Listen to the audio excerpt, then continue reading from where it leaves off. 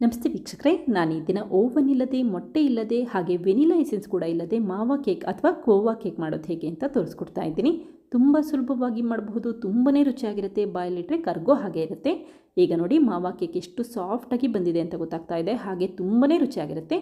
ಹಾಗೆ ನಿಮಗೆ ಈ ವಿಡಿಯೋ ಇಷ್ಟ ಆದರೆ ಪ್ಲೀಸ್ ವಿಡಿಯೋನ ಲೈಕ್ ಮಾಡಿ ಮತ್ತು ಚಾನಲ್ಗೆ ಸಬ್ಸ್ಕ್ರೈಬ್ ಮಾಡಿ.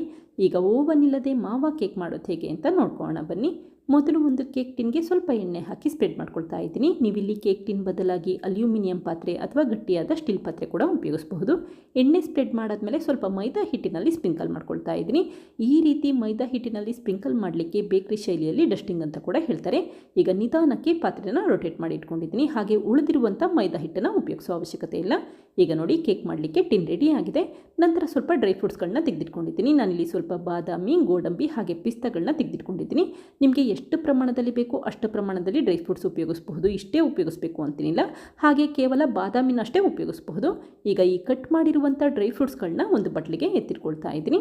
ನಾನಿಲ್ಲಿ ಸ್ವಲ್ಪ ಅಷ್ಟೇ ಡ್ರೈ ಫ್ರೂಟ್ಸ್ಗಳನ್ನ ಉಪಯೋಗಿಸ್ಕೊಂಡಿದ್ದೀನಿ. ನಿಮಗೆ ಎಷ್ಟು ಬೇಕೋ ಅಷ್ಟು ಉಪಯೋಗಿಸ್ಕೊಳ್ಳಿ. ಈಗ ಮತ್ತೊಂದು ಪ್ಯಾನ್ಗೆ 1 ಟೀ ಸ್ಪೂನಷ್ಟು ಬೆಣ್ಣೆ ಹಾಕ್ಕೊಳ್ತಾ ಇದ್ದೀನಿ. ಹಾಗೆ ನೀವಿಲ್ಲಿ ಬೆಣ್ಣೆ ಬದಲಾಗಿ ತುಪ್ಪ ಕೂಡ ಉಪಯೋಗಿಸ್ಬಹುದು. ಉರಿನ ಮೀಡಿಯಂ ಫ್ಲೇಮಲ್ಲಿ ಇಟ್ಕೊಂಡು ಬೆಣ್ಣೆ ಕರಗಿಸಿಟ್ಕೊಳ್ಳೋಣ. ಬೆಣ್ಣೆ ಕರಗಿದ ನಂತರ 1/4 ಕಪ್ಪಷ್ಟು ಹಾಲನ್ನು ಹಾಕ್ಕೊಳ್ತಾ ಇದ್ದೀನಿ. ನಂತರ ಮತ್ತೆ ಮಿಕ್ಸ್ ಮಾಡ್ಕೊಳ್ಳೋಣ. ಬೆಣ್ಣೆ ಮತ್ತು ಹಾಲು ಬೆರಿಬೇಕು, ಅಲ್ಲಿವರೆಗೂ ಮಿಕ್ಸ್ ಮಾಡಿ ಇಟ್ಕೊಂಡ್ರೆ ಸಾಕು. ಈ ರೀತಿ ಮಿಕ್ಸ್ ಮಾಡಿದ ನಂತರ 1/2 ಕಪ್ಪಷ್ಟು ಮಿಲ್ಕ್ ಪೌಡರ್ ಹಾಕ್ಕೊಳ್ತಾ ಇದ್ದೀನಿ. 1/4 ಕಪ್ಪಷ್ಟು ಹಾಲಿಗೆ 1/2 ಕಪ್ಪಷ್ಟು ಮಿಲ್ಕ್ ಪೌಡರ್ ಹಾಕಿ ಕಂಟಿನ್ಯೂಸ್ ಆಗಿ ಮಿಕ್ಸ್ ಮಾಡ್ಕೊಳ್ಳಿ. ಆವಾಗ ಎಲ್ಲೂ ಕೂಡ ಗಂಟ್ಗಳಾಗೋದಿಲ್ಲ ಮತ್ತು ಚೆನ್ನಾಗಿ ಬೆಂದಿರುತ್ತೆ ಅಂತಷ್ಟೇ. ಮನೆಯಲ್ಲಿ ಖೋವಾ ಅಥವಾ ಮಾವ ಇದ್ದರೆ ಅದನ್ನೇ ಉಪಯೋಗಿಸ್ಕೊಳ್ಳಿ. ಇಲ್ಲ ಅಂತಂದರೆ ಈ ರೀತಿ ಕೇವಲ 5 ನಿಮಿಷದಲ್ಲಿ ಮಾವ ಅಥವಾ ಖೋವಾ ಮಾಡ್ಕೋಬಹುದು. ಮಿಲ್ಕ್ ಪೌಡರ್ ಇದ್ದರೆ ಸಾಕು, ಈ ರೀತಿ ದಿಢೀರಾಗಿ ಖೋವಾ ಮಾಡ್ಕೋಬಹುದು. ಈಗ ನೋಡಿ ಮಿಶ್ರಣ ನಿಧಾನಕ್ಕೆ ಗಟ್ಟಿಯಾಗಲಿಕ್ಕೆ ಶುರುವಾಗ್ತಾ ಇದೆ. ಯಾವಾಗ ಈ ರೀತಿ ಗಟ್ಟಿಯಾಗುತ್ತೆ ಮತ್ತು ಪ್ಯಾನ್ ಬಿಡಲಿಕ್ಕೆ ಶುರುವಾಗುತ್ತೆ ಆವಾಗ ಚೆನ್ನಾಗಿ ಬೆಂದಿದೆ ಅಂತ ಅರ್ಥ. ತಕ್ಷಣವೇ ಸ್ಟವ್ ಆಫ್ ಮಾಡಿಕೊಂಡು ಈ ಮಾಡಿಟ್ಟಿರುವಂಥ ಕೋವನ ತಣ್ಣಗಾಗಲಿಕ್ಕೆ ಹಾಗೆ ಇಟ್ಟಿದ್ದೀನಿ. ಇದೇ ಸಮಯದಲ್ಲಿ ಒಂದು ಗಟ್ಟಿಯಾದ ಬಾಣಲಿಯ ಮಧ್ಯಭಾಗಕ್ಕೆ ಕುಕ್ಕರ್ ಪ್ಲೇಟ್ ಇಟ್ಟು ಲಿಡ್ ಕ್ಲೋಸ್ ಮಾಡಿ ಬಾಣಲಿನ 10 ನಿಮಿಷ ಲೋ ಫ್ಲೇಮಲ್ಲಿ ಬಿಸಿ ಮಾಡಲಿಕ್ಕೆ ಇಟ್ಟಿದ್ದೀನಿ. ಈಗ ಕೇಕ್ ಬ್ಯಾಟರ್ ಯಾವ ರೀತಿ ಮಾಡೋದು ಅಂತ ನೋಡ್ಕೊಳ್ಳೋಣ. ಮೊದಲು ಮಿಕ್ಸಿ ಜಾರಿಗೆ 1/2 ಕಪ್ಪಷ್ಟು ಸಕ್ಕರೆ ಹಾಕ್ಕೊಂಡಿದ್ರೆ 1/4 ಕಪ್ಪಷ್ಟು ಸೂರ್ಯಕಾಂತಿ ಎಣ್ಣೆ ಹಾಕ್ಕೊಳ್ತಾ ಇದ್ದೀನಿ. ನೀವಿಲ್ಲಿ ಎಣ್ಣೆ ಬದಲಾಗಿ ಬೆಣ್ಣೆ ಅಥವಾ ತುಪ್ಪ ಕೂಡ ಉಪಯೋಗಿಸಬಹುದು. ಆದಷ್ಟು ಸೂರ್ಯಕಾಂತಿ ಎಣ್ಣೆ ಅಥವಾ ಯಾವುದೇ ರೀತಿ ಫ್ಲೇವರ್ ಇಲ್ಲದೇ ಇರುವಂಥ ಎಣ್ಣೆ ಉಪಯೋಗಿಸ್ಕೊಳ್ಳಿ. ನಂತರ 1/4 ಕಪ್ಪಷ್ಟು ಮೊಸರು ಹಾಕಿದರೆ ಮಾಡಿಟ್ಟಿರುವಂಥ ಮಾವ ಹಾಕ್ಕೊಳ್ತಾ ಇದ್ದೀನಿ. ಮಾವ ಅಥವಾ ಖೋವಾ ಅಂತೀವಲ್ಲ ಅದನ್ನು ಹಾಕ್ಕೊಂಡಿದ್ದೀನಿ. ತಣ್ಣಗಾದ ನಂತರ ಅಷ್ಟೇ ಈ ರೀತಿ ಮಿಕ್ಸಿ ಜಾರ್ಗೆ ಹಾಕ್ಕೊಳ್ಳಿ. ನಂತರ ಲಿಡ್ ಕ್ಲೋಸ್ ಮಾಡಿ ಒಂದ್ಸರಿ ರುಬ್ಬಿಟ್ಕೋಬೇಕಾಗುತ್ತೆ. ಖೋವಾ ಎಲ್ಲ ಚೆನ್ನಾಗಿ ನುಣ್ಣಗಾಗಬೇಕು, ಅಲ್ಲಿವರೆಗೂ ರುಬ್ಬಿಟ್ಕೊಂಡ್ರೆ ಸಾಕು. ನೋಡಿ ಮಿಶ್ರಣ ಎಷ್ಟು ಚೆನ್ನಾಗಿ ಬಂದಿದೆ ಅಂತ ಗೊತ್ತಾಗ್ತಾ ಇದೆ. ಈ ರೀತಿ ನುಣ್ಣಗಾಗಿರಬೇಕು, ಅಲ್ಲಿವರೆಗೂ ರುಬ್ಬಿಟ್ಕೊಳ್ಳಿ. ನಂತರ 1 ಕಪ್ಪಷ್ಟು ಮೈದಾ ಹಿಟ್ಟು ಹಾಕ್ಕೊಳ್ತಾ ಇದ್ದೀನಿ. ಹಾಗೆ 1/4 ಕಪ್ಪಷ್ಟು ಬಿಸಿ ಮಾಡಿ ತಣ್ಣಗಿರುವಂಥ ಹಾಲನ್ನು ಹಾಕ್ಕೊಂಡಿದ್ದೀನಿ. ಈಗ 1/2 ಟೀ ಸ್ಪೂನಷ್ಟು ಏಲಕ್ಕಿ ಪುಡಿ ಹಾಕ್ಕೊಳ್ತಾ ಇದ್ದೀನಿ. ನಾನಿಲ್ಲಿ ಕೇಕ್ ಬ್ಯಾಟರ್ ಮಾಡಲಿಕ್ಕೆ ವೆನಿಲಾ ಎಸೆನ್ಸ್ ಏನೂ ಹಾಕ್ತಾ ಇಲ್ಲ, ಅದಕ್ಕೋಸ್ಕರ ಅಷ್ಟೇ 1/2 ಟೀ ಸ್ಪೂನಷ್ಟು ಏಲಕ್ಕಿ ಪುಡಿ ಹಾಕಿ ಒಂದ್ಸರಿ ರುಬ್ಬಿಟ್ಕೊಂಡಿದ್ದೀನಿ. ಈಗ ನೋಡಿ ಕೇಕ್ ಬ್ಯಾಟರ್ ರೆಡಿಯಾಗಿದೆ. ಈ ಮಾಡಿಟ್ಟಿರುವಂಥ ಕೇಕ್ ಬ್ಯಾಟರ್ನ ಮತ್ತೊಂದು ಬೌಲ್ಗೆ ಎತ್ತಿಟ್ಕೊಳ್ತಾ ಇದ್ದೀನಿ. ಈ ರೀತಿ ಮಿಕ್ಸಿ ಜಾರಿನಲ್ಲಿ ಕೇಕ್ ಬ್ಯಾಟರ್ ಮಾಡಲಿಕ್ಕೆ ಕೇವಲ 2 ನಿಮಿಷ ಸಾಕಾಗುತ್ತೆ. ಹಾಗೆ ಕೇಕ್ ಬ್ಯಾಟರಲ್ಲಿ ಎಲ್ಲೂ ಕೂಡ ಗಂಟ್ಗಳಾಗಿರೋದಿಲ್ಲ, ತುಂಬ ಸುಲಭವಾಗಿ ಕೇಕ್ ಬ್ಯಾಟರ್ ಮಾಡ್ಕೋಬಹುದು. ಈಗ ಮತ್ತೆ ಒಂದ್ಸರಿ ಮಿಕ್ಸ್ ಮಾಡ್ಕೊಳ್ಳೋಣ.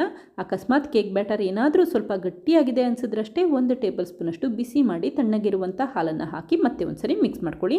ಈಗ ನೋಡಿ ಕೇಕ್ ಬ್ಯಾಟರ್ ರೆಡಿಯಾಗಿದೆ. ಈ ಕನ್ಸಿಸ್ಟೆನ್ಸಿಯಲ್ಲಿ ಕೇಕ್ ಬ್ಯಾಟರ್ ಮಾಡಿ ಇಟ್ಕೊಂಡ್ರೆ ಸಾಕು. ನಂತರ ಒಂದು ಜರಡಿ ಇಟ್ಕೊಳ್ತಾ ಇದ್ದೀನಿ.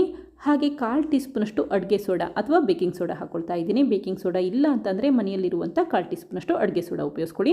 ನಂತರ 1 ಟೀ ಸ್ಪೂನಷ್ಟು ಬೇಕಿಂಗ್ ಪೌಡರ್ ಹಾಕಿ ಜರಡಿ ಮಾಡ್ಕೊಳ್ತಾ ಇದ್ದೀನಿ. ನಾವಿಲ್ಲಿ ಖೋವಾ ಹಾಕಿರೋದ್ರಿಂದ 1 ಟೀ ಸ್ಪೂನಷ್ಟು ಬೇಕಿಂಗ್ ಪೌಡರ್ ಉಪಯೋಗಿಸಬೇಕಾಗುತ್ತೆ.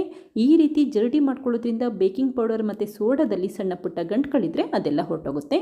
ಈಗ ನಿಧಾನಕ್ಕೆ ಒಂದ್ಸರಿ ಮಿಕ್ಸ್ ಮಾಡ್ಕೊಳ್ತಾ ಇದ್ದೀನಿ. ಬೇಕಿಂಗ್ ಪೌಡರ್ ಮತ್ತು ಸೋಡಾ ಹಾಕಾದ್ಮೇಲೆ ತುಂಬ ಸಮಯ ಮಿಕ್ಸ್ ಮಾಡ್ತಾನೆ ಇರಬೇಡಿ, ಒಂದ್ಸರಿ ಮಿಕ್ಸ್ ಮಾಡಿ ಇಟ್ಕೊಂಡ್ರೆ ಸಾಕು. ಈಗ ನೋಡಿ ಕೇಕ್ ಬ್ಯಾಟರ್ ರೆಡಿಯಾಗಿದೆ. ಇದನ್ನೀಗ ನಿಧಾನಕ್ಕೆ ಟಿನ್ಗೆ ಹಾಕೊಳ್ತಾ ಇದ್ದೀನಿ.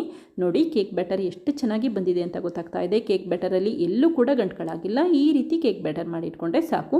ನಂತರ ಈ ಕೇಕ್ ಟಿನ್ನನ್ನು 1-2 ಬಾರಿ ನೆಲಕ್ಕೆ ಟ್ಯಾಪ್ ಮಾಡ್ಕೊಳ್ತಾ ಇದ್ದೀನಿ. ಕೇಕ್ ಬ್ಯಾಟರಲ್ಲಿ ಏರ್ ಬಬಲ್ಸ್ ಇದ್ದರೆ ಅದೆಲ್ಲ ಹೊರಟೋಗುತ್ತೆ ಅಂತಷ್ಟೇ. ಹಾಗೆ ಮೊದಲೇ ಕಟ್ ಮಾಡಿರುವಂಥ ಡ್ರೈ ಫ್ರೂಟ್ಸ್ಗಳನ್ನ ಈ ಸಮಯದಲ್ಲಿ ಉಪಯೋಗಿಸ್ಕೊಳ್ತಾ ಇದ್ದೀನಿ. ನಾನು ಮೊದಲೇ ಹೇಳಿದಾಗೆ ನಿಮಗೆ ಎಷ್ಟು ಪ್ರಮಾಣದಲ್ಲಿ ಬೇಕೋ ಅಷ್ಟು ಪ್ರಮಾಣದಲ್ಲಿ ಡ್ರೈ ಫ್ರೂಟ್ಸ್ ಉಪಯೋಗಿಸಬಹುದು. ಹಾಗೆ ಸ್ವಲ್ಪ ಕೇಸರಿ ದಳ ಕೂಡ ಹಾಕ್ಕೊಂಡಿದ್ದೀನಿ. ಕೇಸರಿ ದಳ ಇಲ್ಲಿ ಆಪ್ಷನಲ್, ಬೇಡ ಅಂತಂದರೆ ಉಪಯೋಗಿಸಲಿಲ್ಲ ಅಂದರೂ ಕೂಡ ನಡೆಯುತ್ತೆ. ಈಗ ನೋಡಿ ಬಾಣಲಿ ಕೂಡ ಚೆನ್ನಾಗಿ ಬಿಸಿಯಾಗಿದೆ. ನಂತರ ಅಷ್ಟೇ ಕೇಕ್ ಟಿನ್ನನ್ನು ಕರೆಕ್ಟಾಗಿ ಮಧ್ಯಭಾಗದಲ್ಲಿ ಇಟ್ಟಿದ್ದೀನಿ. ನಾವು ಬಾಣಲಿ ಬಿಸಿ ಮಾಡೋ ಸಮಯದಲ್ಲೇ ಕೇಕ್ ಬ್ಯಾಟರ್ ಮಾಡ್ಕೋಬಹುದು. ಈಗ ಲಿಡ್ ಕ್ಲೋಸ್ ಮಾಡಿ 40ರಿಂದ 45 ನಿಮಿಷ ಲೋ ಫ್ಲೇಮ್ ಅಥವಾ ಸಣ್ಣ ಉರಿಯಲ್ಲಿ ಬೇಯಲಿಕ್ಕಿಟ್ಟಿದ್ದೀನಿ.